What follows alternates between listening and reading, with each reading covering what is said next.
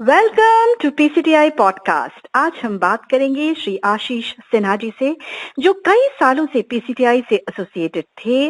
वे distance education, content development का काम coordinate कर रहे थे और पीसीटीआई के एकेडमिक वर्टिकल से एसोसिएटेड थे। वे 25 सालों से गवर्नमेंट ऑफ इंडिया के प्रोजेक्ट्स को हैंडल कर रहे हैं, क्वालिटी मैनेजमेंट कर रहे हैं और आज वे नेशनल मिशन मैनेजर हैं, नेशनल रूरल लाइवलीहुड मिशन के गवर्नमेंट ऑफ इंडिया की। तो sir, welcome to PCTI podcast. और सबसे पहले हम ये जानना चाहेंगे कि नेशनल रूरल लाइवलीहुड मिशन से कैसे कोई कनेक्ट करे और जो स्टूडेंट्स गांव में रहते हैं वे क्या स्किल्स सीख सकते हैं, या यूं कहिए कि क्या स्किल्स उन्हें सीखनी चाहिए जो उन्हें आने वाले 5 सालों के लिए बहुत उपयोगी होगा। Sir, thanks Srinji ji. I am thankful to you for inviting me for this podcast session. In fact, I am following up this podcast session and I found it very good that you are sharing very good information and knowledge to the audience. जैसा आपने मुझसे जानना चाहा NRLM के बारे में, NRLM stands for National Rural Livelihood Mission. This is a division working under the Ministry of Rural Development of Government of India. NRLM के अंदर कई योजनाएं इम्प्लीमेंट की जा रही हैं और वो जो फोकस है उनका गांव के यूथ के लिए, गांव की महिलाओं के लिए जिनको रोजगार की जरूरत है, जिनको लाइवलीहुड की जरूरत है, उन लोगों पर ये अलग अलग स्कीम फोकस की जा रही है NRLM के तहत। इसमें कैसे इस तक कोई कैंडिडेट, कोई गांव का यूथ, कोई गांव का महिला कैसे पहुंच सकती है, जैसा आपने जानना चाहा। देखिए, NRLM जो काम करती है वो नेशनल लेवल पर है और NRLM के बाद स्टेट लेवल पे अलग अलग स्टेट में एक डिवीजन होता है, state rural livelihood mission SRLM।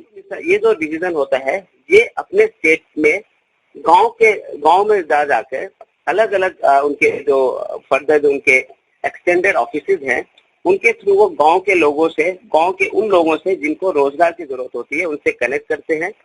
उनको रोजगार कैसे प्राप्त किया जाए उसके बारे में उनको जानकारी दी जाए और उनके साथ उनको हेल्प किया जाता है अपने जरूरत के हिसाब से, अपने इंटरेस्ट के हिसाब से रोजगार को हासिल कर सके। एक होता है वेज एम्प्लॉयमेंट, दूसरा सेल्फ एम्प्लॉयमेंट। वेज एम्प्लॉयमेंट में कैंडिडेट या कोई भी यूथ, रूरल यूथ या महिला, वो उनको ट्रेनिंग दिया जाता है, उनको स्किल डेवलपमेंट का ट्रेनिंग दिया जाता है और फिर वो उसके बाद उनको जॉब की अपॉर्चुनिटी दी जाती है अलग अलग ऑर्गेनाइजेशन। ये ऑर्गेनाइजेशन ऑर्गेनाइज भी होती है और अनऑर्गेनाइज भी होती है, अलग अलग ऑर्गेनाइजेशन होती है, लेकिन ये इंश्योर किया जाता है कि उनको ट्रेनिंग के बाद, स्किल डेवलपमेंट ट्रेनिंग के बाद उनको जॉब मिले। कुछ स्कीम्स ऐसी है जिनमें ट्रेनिंग दिया जाता है और उसके बाद कैंडिडेट को सेल्फ एम्प्लॉयमेंट के लिए अपॉर्चुनिटी दी जाती है। इसमें ऐसा भी होता है कि जैसे एक प्रोग्राम है हमारा RCET, rural self employment training institute, ये हर डिस्ट्रिक्ट में होता है। ये जो स्कीम है RCET, ये बैंक के थ्रू हर डिस्ट्रिक्ट में बैंक साथ मिलकर इस स्कीम को चलाया जाता है और इस स्कीम के तहत जो जिन महिलाओं को ट्रेनिंग दी जाती है, जिन गाँव के महिलाओं को ट्रेनिंग दी जाती है, उनको फर्दर क्रेडिट लिंकेज भी दिया जाता है, मीन्स उनको फाइनेंशियल सपोर्ट भी किया जाता है कि वो स्वरोजगार अपना स्थापित कर सके, वो सेल्फ एम्प्लॉयमेंट के मोड में जा सके, उनको उस तरह की मदद दी जाती है। किसी भी कैंडिडेट को इनसे कनेक्ट करने के लिए अलग अलग जो ऑफिसेज है, जो ब्लॉक लेवल पर भी है, डिस्ट्रिक्ट लेवल पर भी है, विलेज लेवल पर भी है, जो SRLM के ऑफिस होते हैं, स्टेट रूरल लाइवलीहुड मिशन के जो ऑफिसेज है, एक्सटेंडेड ऑफिसेज, उनके पास जाके उनके थ्रू पता कर सकते हैं कि कौन कौन सी स्कीम, कौन कौन सी योजनाएं उनके गांव में या उनके डिस्ट्रिक्ट में, उनके ब्लॉक में चलाई जा रही है और वो उसका कैसे लाभ प्राप्त कर सकते हैं। जैसे मेरे बारे में है, मैं अपने प्रोफाइल के बारे में बताता हूँ कि मैं जुड़ा हुआ हूँ NRLM के एक स्कीम है दीनदयाल उपाध्याय ग्रामीण कौशल योजना, DDU-GKY।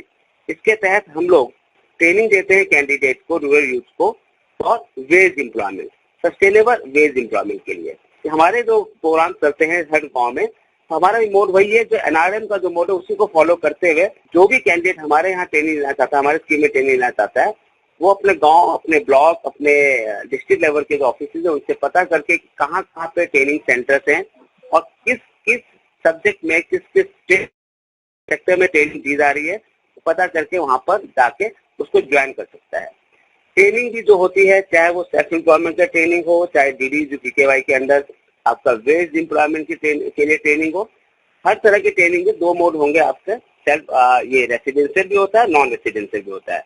ऐसा भी हो सकता है कि जैसे कि आप ट्रेनिंग करना चाह रहे हैं, आपके गांव में ट्रेनिंग सेंटर है जहाँ पे सिलाई मशीन का काम सिखाया जा रहा है, लेकिन आप चाहते हैं अपना बैंकिंग में ट्रेनिंग, बैंक की कोर्स करना चाह रहे हैं, या फिर आप चाहते हैं कि मैं ऑटोमोबाइल का कोर्स करना चाहता हूँ, वो आपके डिस्ट्रिक्ट के किसी दूसरे शहर में है, तो आप ये भी कर सकते हैं कि आप वहां जाकर उस दूसरे सेंटर पे जाकर रेसिडेंशियल प्रोग्राम चूज करके, रेसिडेंशियल मोड चूज करके वहां पे रह के आप 3 महीने या 4 महीने की जितनी महीने की ट्रेनिंग आप प्राप्त कर सकते हैं, और फिर वो कैंडिडेट उसके बाद उस कैंडिडेट जॉब में मूव कर सकता है। तो इस तरह की भी फैसिलिटीज है, नॉन रेसिडेंशियल रेसिडेंट दोनों तरह की फैसिलिटी दी जाती है हम लोग के प्रोग्राम्स में, चाहे वो सेल्फ एम्प्लॉयमेंट के लिए या वेज एम्प्लॉयमेंट के लिए।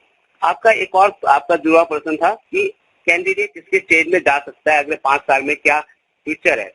जिस तरह से हमने पिछले 2-3 सालों से देख रहे हैं कोविड के हेल्थ सेक्टर के जो प्रोग्राम्स हैं, अलाइड बेसिस जो हेल्थ सेक्टर के होते हैं, उसमें भी बहुत ज्यादा स्कोप दिख रहा है हम लोगों को। अगर आप नेशनल रूरल लाइवलीहुड मिशन से कनेक्ट होना चाहते हैं तो आप इस वेबसाइट को विजिट कर सकते हैं। वेबसाइट है aajivika.gov.in, AAJEEVIKA.gov.in।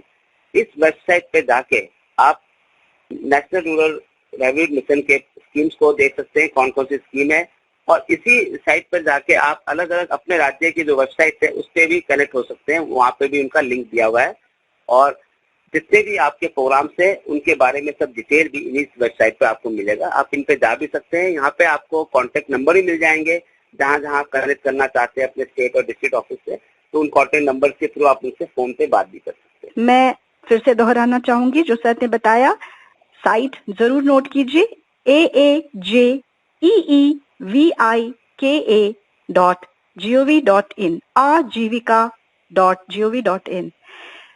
बहुत ही अच्छा लगा सर आपसे बात करके। मुझे लगता है भारत का भविष्य अब सही हाथों में है और हम लोग बहुत जल्द ही बहुत सशक्त होने वाले हैं और हो रहे हैं। आपका बहुत बहुत धन्यवाद मिस्टर आशीष सिन्हा।